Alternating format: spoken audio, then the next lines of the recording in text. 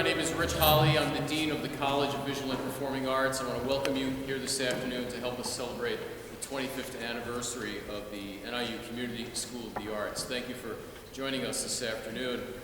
I had the pleasure of serving on the School of Music Committee 25 years ago that formed what was then the Community School of Music. And a few years later, it morphed into the Community School of the Arts, and where obviously it still includes music, but now includes visual arts, theater, and dance as well.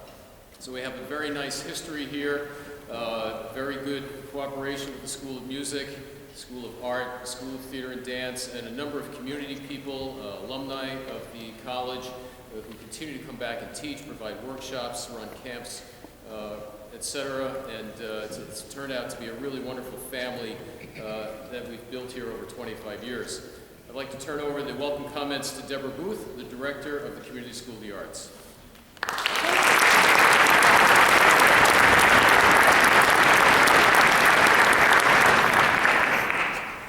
Thank you very much for coming out today, and thank you, Rich. And I just have a couple of very quick comments. This concert has been tremendous fun to organize.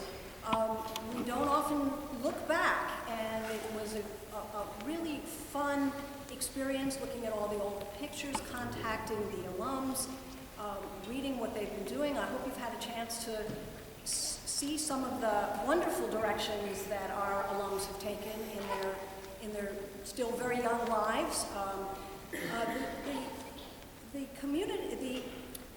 The Sinfonia started in 1993 as CMS Strings under the direction of Art Monska, who had recently retired as a school orchestra director. And I got this great idea. I was still pretty wet behind the ears.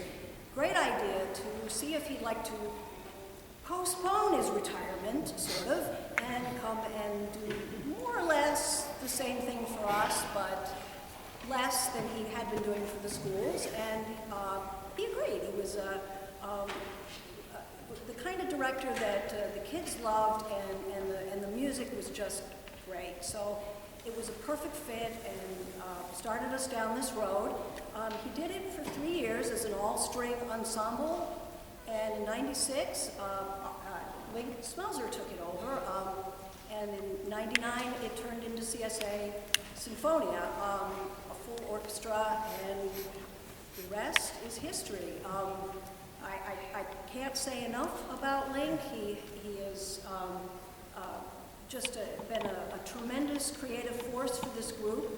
And this stage just speaks volumes to that.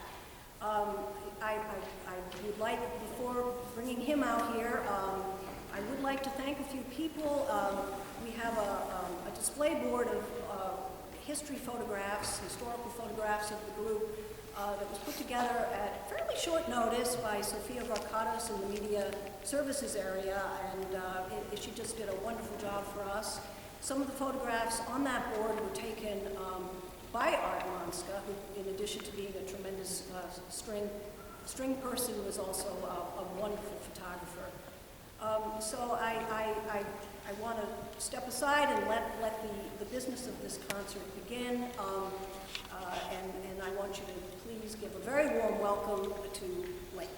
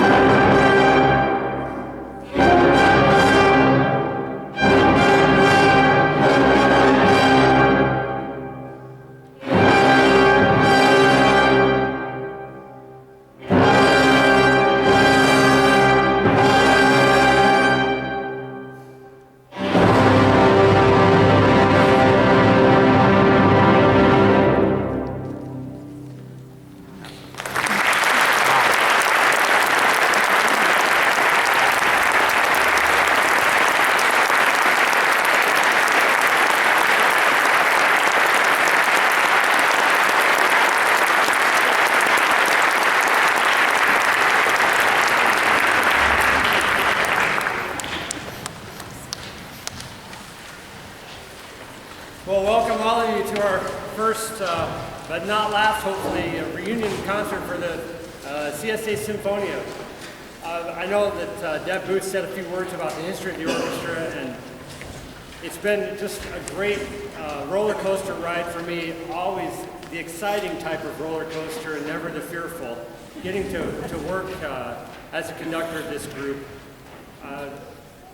There are just so many memories, and just that to stand up here and see all of these faces together is just such a time warp for me. And I think it is probably for some of them too, to come back to this hall and get to play together when it's been so many years. But they sound great. I mean, it's just amazing how many of the musicians that are on stage have continued in a career as a musician, and many of them who are not necessarily career musicians but have kept up their playing. We're so excited to want to come back and play. One of the traditions that we've always had, and I think it's been because of the original birth of this group being a string orchestra, was to do some sort of string piece to feature the strings. I did wear my patented Beatles tie. Some of you may not be able to see that it's the 4 Beatles from out there, but I kind of did maybe an annual or sometimes every concert program some sort of piece that I'd arranged by the Beatles for the string orchestra, just to try to keep that CMS strings feel when we moved into the full orchestra of the Sinfonia. So we're going to play one of the string classics that we've done. I think everyone on this stage has played this piece before at some time or another, probably in here. We're going to play the St. Paul's Suite for you by Gustav Holst.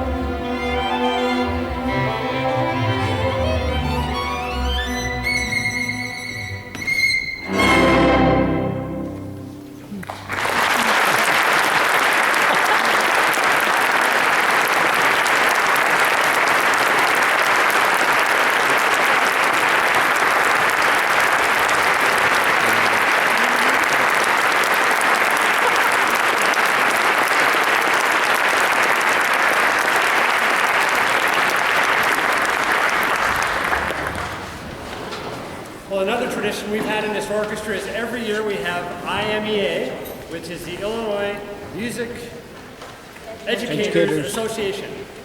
And now I think it's ILMEA, so they won't get it confused with Iowa or Idaho, which didn't really happen with me very often. I kind of got the idea living in Illinois that it was the Illinois version. But anyway, every year they have a district piece which students will prepare and audition to get into the district, and the whole idea is that all of the cream of the crop, so to speak, musicians get together and create these 8 or 9 districts around the state, and then after that happens, which is coming up for us this in 2014, they all get together for All-State down in Peoria, where maybe the top players of those districts all get together and play at All-State. Anyway, to try to get them prepared for this audition, I traditionally have programmed a piece that year, or each year, that rotates. It's every 4 years they rotate to the same 4 pieces again. This year it happens to be Glinka's Ruslan and Ludmilla. And it's an overture, it's Russian, and it's very fiery, and it was the district piece for this year. And every time this piece comes around every 4 years, I always ask the orchestra if they know who the Russian Five are. The Russian Five were a famous group of musicians that got together to try to help establish nationalism in their own country. So for instance, in the Romantic period, the Russians wanted their music to sound like Russian music, the Spanish wanted theirs to sound like Spanish music, and so on. So when you're listening to a piece, you say, wow, that sounds really Spanish. It's because it has certain elements that make it sound that way. So these Russian Five got together and talked about what elements that they could put into their music to make the music sound Russian. And Glinka was the father of the Russian Five. So I really didn't quiz them just due to lack of rehearsal time to see if they all remembered who the Russian Five are. But I don't know if there's anyone in the orchestra that wants to think they know it. Isaac, you got it? Borodin? I got it. Oh! That's right. Yeah. Borodin? Rimsky-Korsakov. Rimsky-Korsakov. Qui. Mussorgsky. Mussorgsky. And Balakirev. Yes, you got it.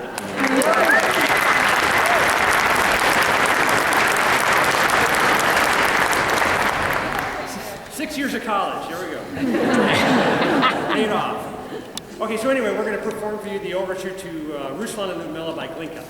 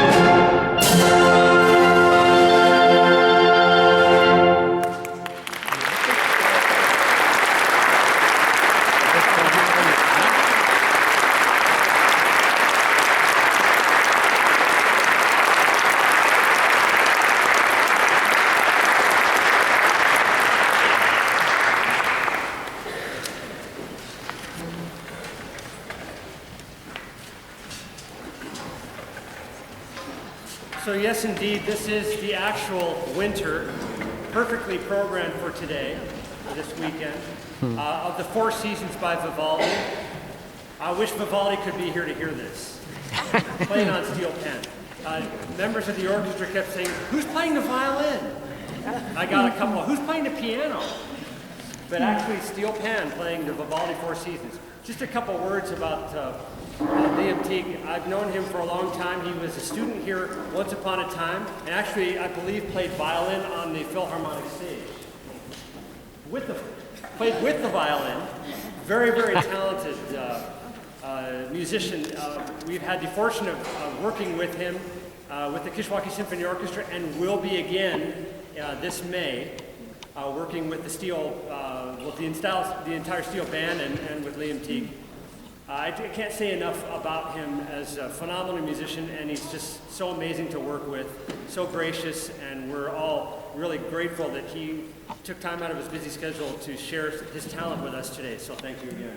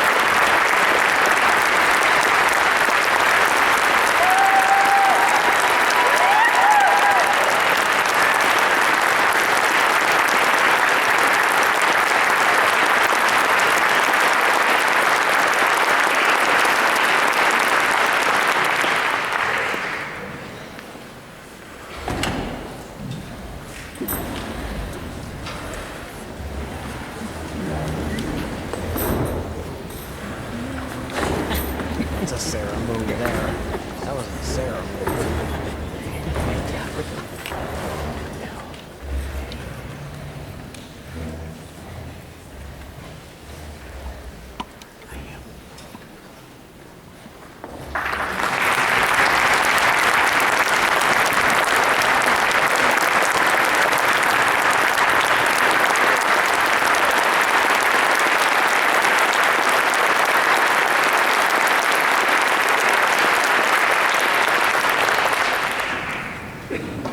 I can't believe we're already to the end of our afternoon music.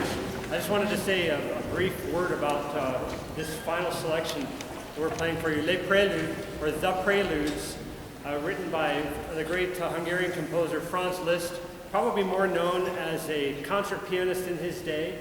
And many of you who have heard the name Paganini know that he was the virtuoso violinist that changed all of violin playing single-handedly and created a whole new way of playing the violin. Well, Liszt basically did the same thing on the piano and created a lot of wonderful pieces as well in the composition world for piano and for orchestra. This is probably one of his most famous orchestral pieces. My first experience was at the music camp Interlaken, which a number of the students on the stage have had the privilege of going to. It's a very famous music camp in Michigan. And at the end of every season, every summer, all 300 or so members, string players, brass, winds, percussion, get together in their big bowl stadium, and they play this piece. It's a tradition. And I remember my first time, actually I've only been there once, but I remember it was my first time with this piece. And it was such a moving experience. It's a very beautiful piece. It goes through a lot of different emotional moments. And I just remember bawling my head off during the entire piece because I've become such great friends with so many people at music camp. I mean, that's what happens when you go to music camp, is you get to be friends. You're homesick at first, but you get these friends and you make music together and it becomes such a community. And then you get to the end and you don't want to go home. And it's not because you don't want to see your family, it's just because you've made such great music with great friends. So this piece has a very special significance to me, and which was one of the reasons why I wanted to program it. It's very powerful and very difficult, but I knew that everyone on stage would be able to pull it together in such a short amount of rehearsal time. As I do at the conclusion of every Sinfonia concert, I can't stop waving my arms for the last note until I've taken a moment to thank the CSA office. I've known Deb Booth for many, many years, and there's no way we could have put this concert together without her and without Amanda Fawcett-Lawson sitting here in the violins. If you could stand up. And Deb Booth, wherever you are, give them a round of applause.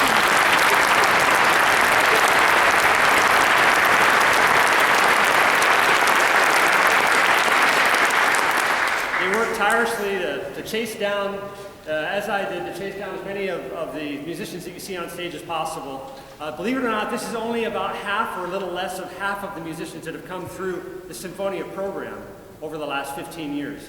And we do have one charter member on stage from 1993 CMS Strings, when Art Monska started the group, in the violin section. That would be Agnes Moss.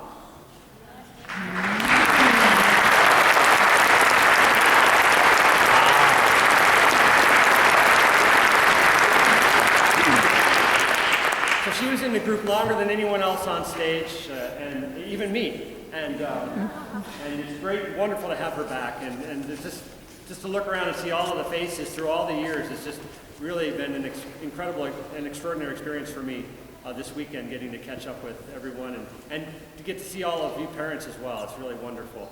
Thank you again for all that you've done for your children, for your students, to introduce them to music. You know, music is just, I think it's our salvation in this world. You can take people from all over the world who might be at war, but you put them in an orchestra and they make music immediately.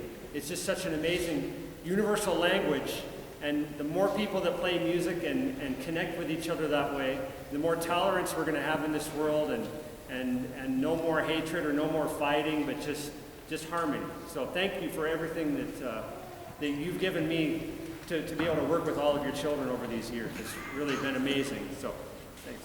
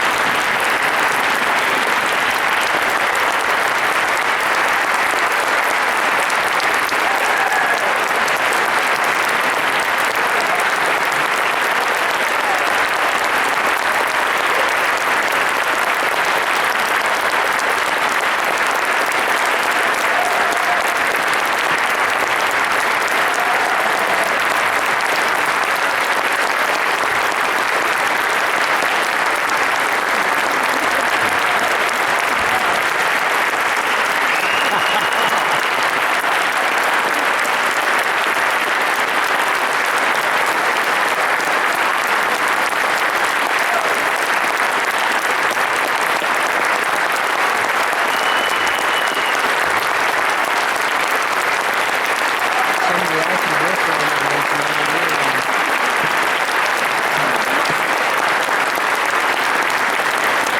You hear that? From the Austin Bristol in St. Louis.